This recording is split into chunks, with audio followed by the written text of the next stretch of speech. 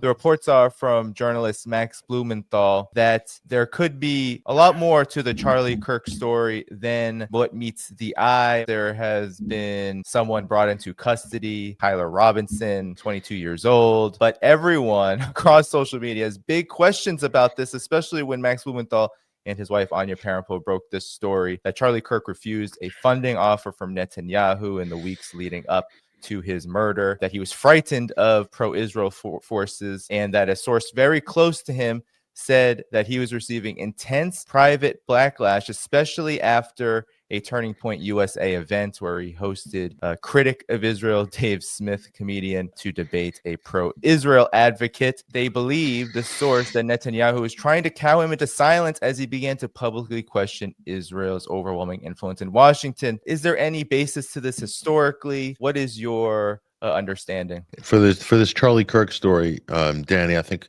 it's important to separate two things. One of them is the forensic case, which is the shooting itself, and a lot of people are calling it an assassination. Charlie Kirk did not hold any public office, so it's a murder.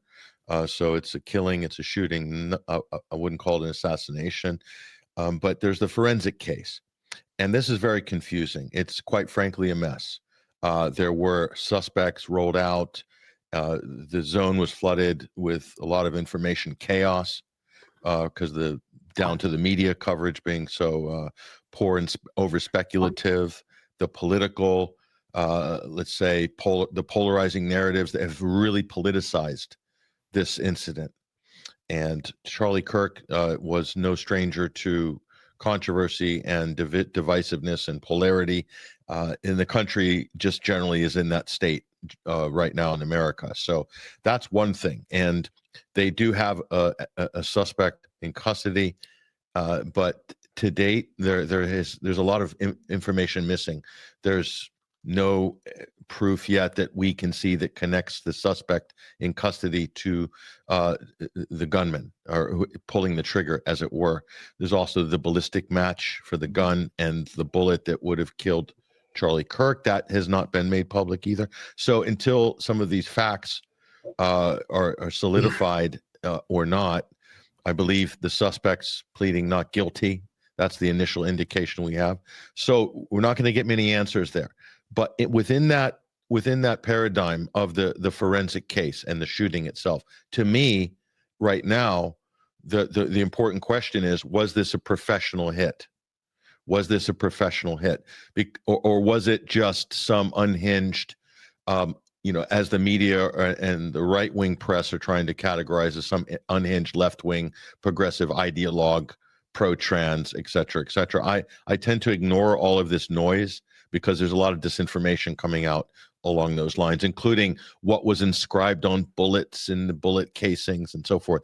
A lot of this stuff, some of it has been walked back. Some of it is still floating out there. Again, too early. But is it a professional hit? Because if this is a professional hit, that changes the way you should be looking at this generally.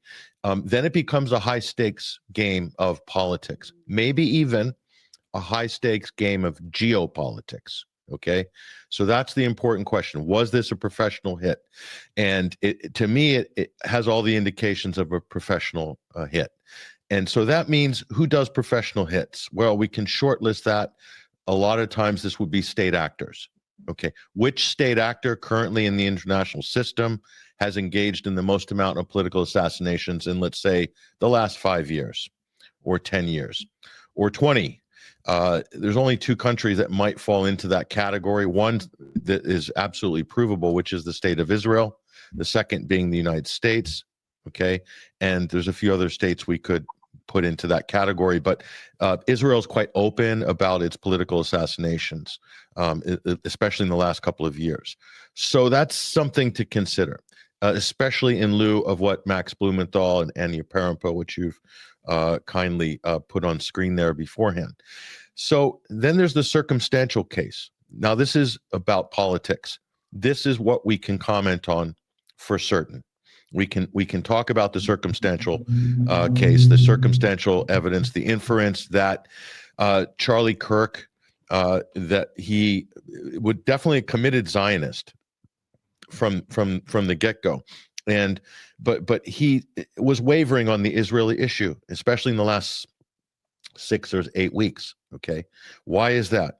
You saw a number of people break ranks within MAGA: Tucker Carlson, Megyn Kelly, Charlie Kirk, asking questions, maybe approaching the Israel issue a little more objectively.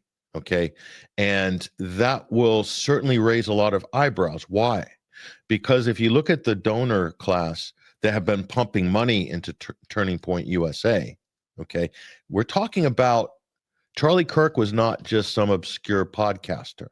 This is an organization with revenues of upwards of $100 million in 2024. I don't know about 2025. They haven't filed yet as a not-for-profit. But Turning Point USA is a massive political action committee under the guise of a not-for-profit with a media arm, with an events arm, and they're a force in U.S. politics. But they're only a force because of the billionaire donor class and the multi-millionaire donor class that has pumped money into that organization since its founding in 2012. So it's important to, I'm just giving you a realpolitik assessment here, okay? Charlie Kirk his views over the last few years most likely are a reflection of the views of the donor class that have financed Turning Point and made it the political powerhouse that it is, okay? It's not a grassroots organization. It's backed by the richest people in the United States of America, oligarchs, okay? And many of these oligarchs and the foundations, the family foundations that they run, that put money into Turning Point, are also committed Zionists, okay? And a few of these foundations are exclusively financing Jewish interests or Jewish causes, okay? So that's something. Now, when you have an organization like this and you're taking billions of dollars and putting aside the Netanyahu allegations of him wanting to finance Turning Point in the latter days of this situation, okay? When you start pivoting away from this issue, or you start wavering on this issue, that's a serious thing, because that the money comes with expectations, not necessarily with strings, but with some heavy expectations. You're talking about a high stakes game here. And if you think of Turning Point being the most influential conservative stroke libertarian stroke Christian conservative organization targeting 18 to 35-year-olds, that's the future electorate. So that's where the U.S. will go on the issue of Israel, will go generally in the direction that Turning Point USA is steering it. So if you're Israel and the Israeli lobby, and you're looking at this situation, and they're turning away from Israel, even varying a little bit, like MAGA is, okay, then this is a major existential threat to the lobby and to the state of Israel, okay? Now, how this would play out in terms of the physical world is anybody's guess, and we can only speculate, as Max has laid out a circumstantial case here, to basically raise the question: is there more behind the scenes going on here regarding Israeli power politics and Charlie Kirk and Turning Point and the Trump administration?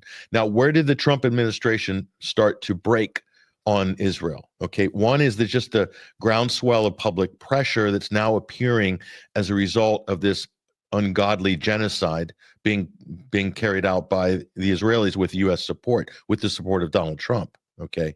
The unconditional support. That's fractured MAGA. And what I think is the key mechanism in this discussion is the cover-up of the Epstein issue. That's when more people have basically bolted from MAGA in the last 2 or 3 months on that specific issue. So you have a crisis right now in the Trump administration. He doesn't have the commanding, all-seeing mandate that he had over his base when he came into office at the end of January. It's very different now. And so when you add Charlie Kirk and Turning Point to that equation, then, I can see this is a cause for concern for a lot of people, not just now, but for the future of young America conservative support for Israel. And Charlie Kirk is a committed Christian. And so, there's already a break with the Catholic conservatives on this issue. That's separate from the Protestant evangelicals.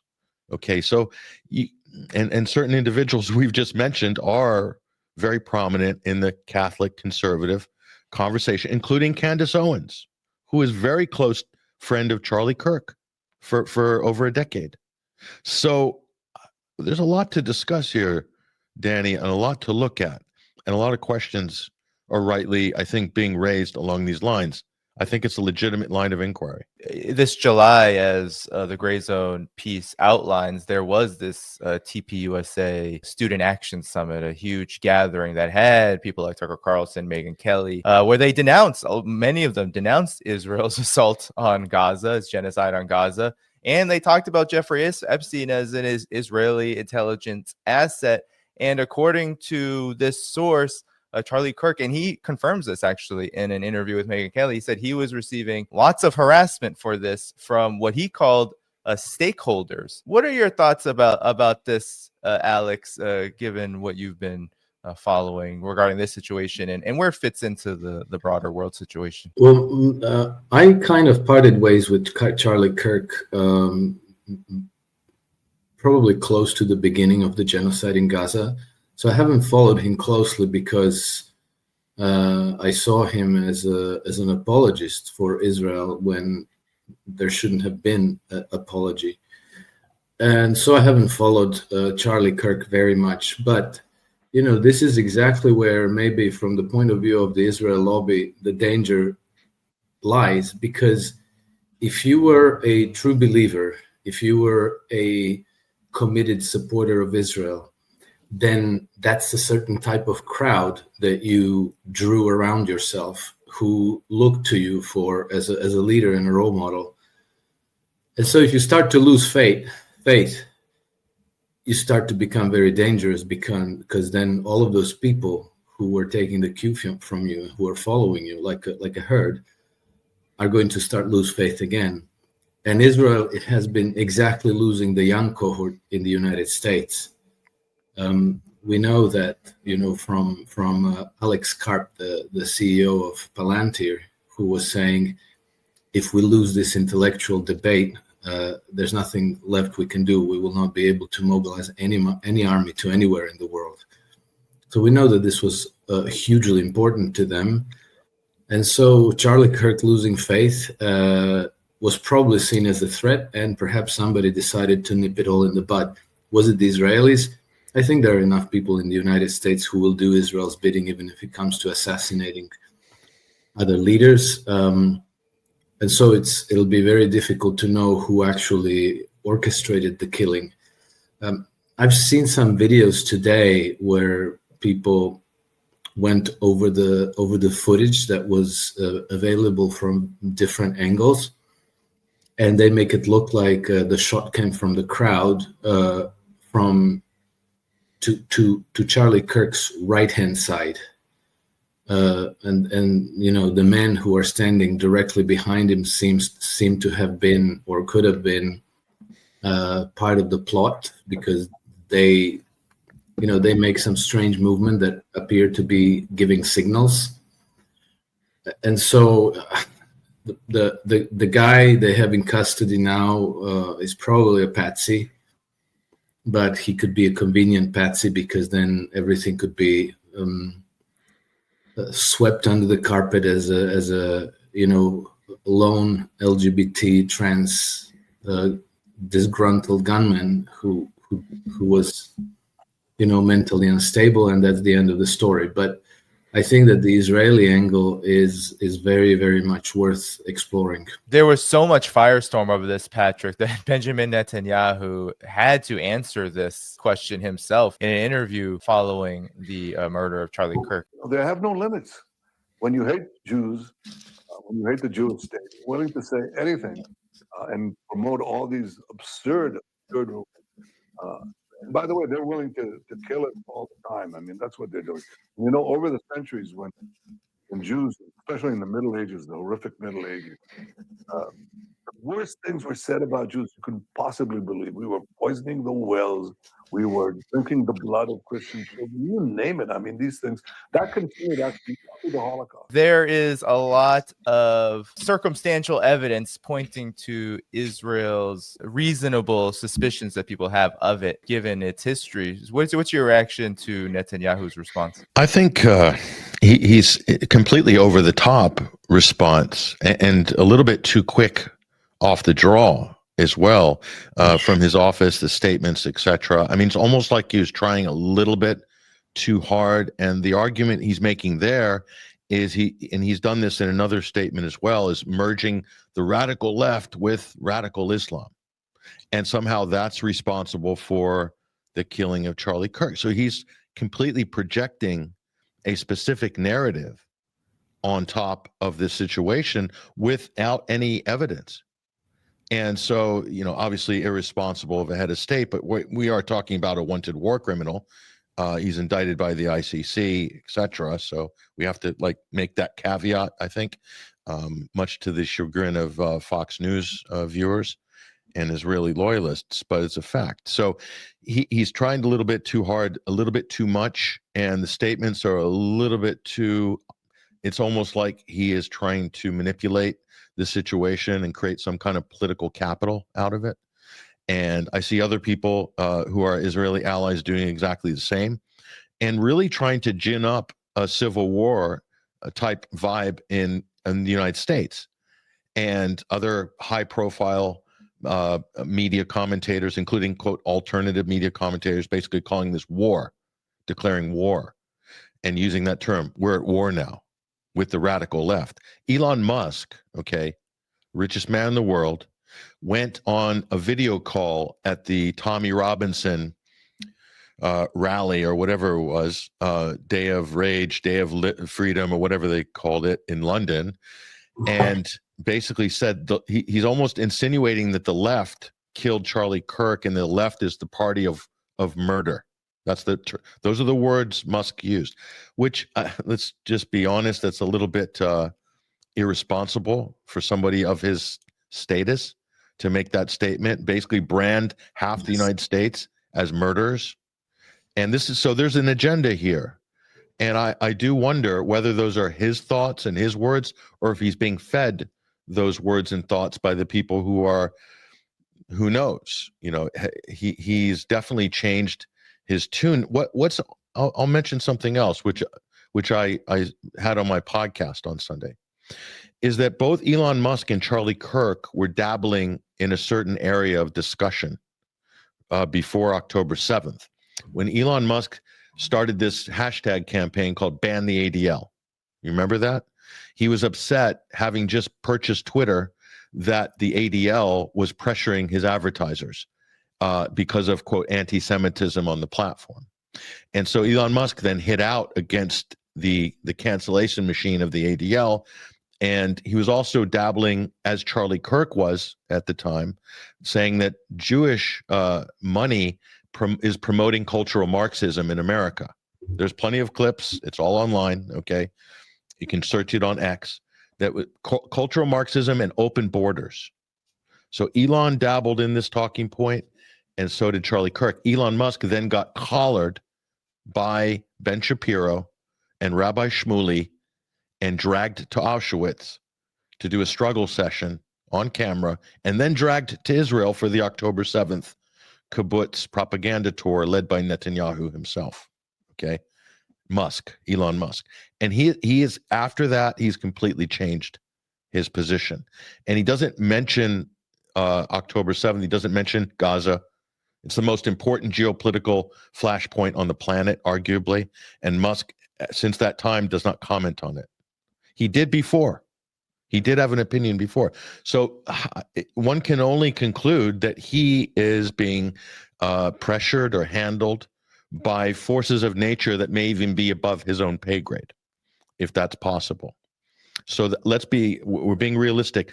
And also, I believe that secured his position in the Trump administration, his line on that issue, and lack of commentary publicly on the issue itself, guaranteed him a chance to do the Doge pantomime, which is no longer happening.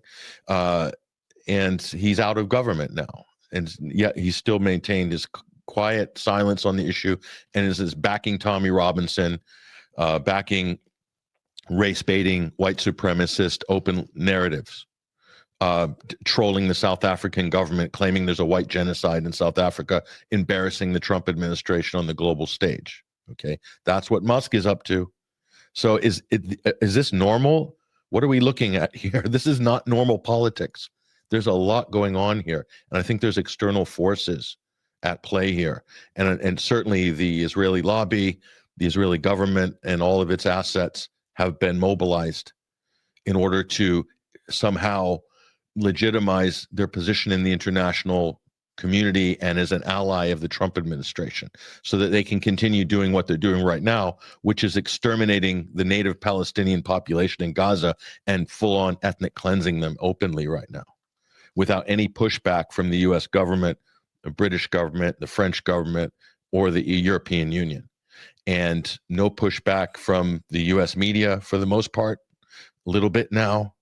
So under that environment, and then we inject this Charlie Kirk story here, this is a high stakes game of power politics that's being played out. Charlie Kirk is just a political tool. He was used as a political tool by the billionaire class with Turning Point USA, and after he's dead, he's still being used by the same forces as a political tool. That's the important point that people need to understand.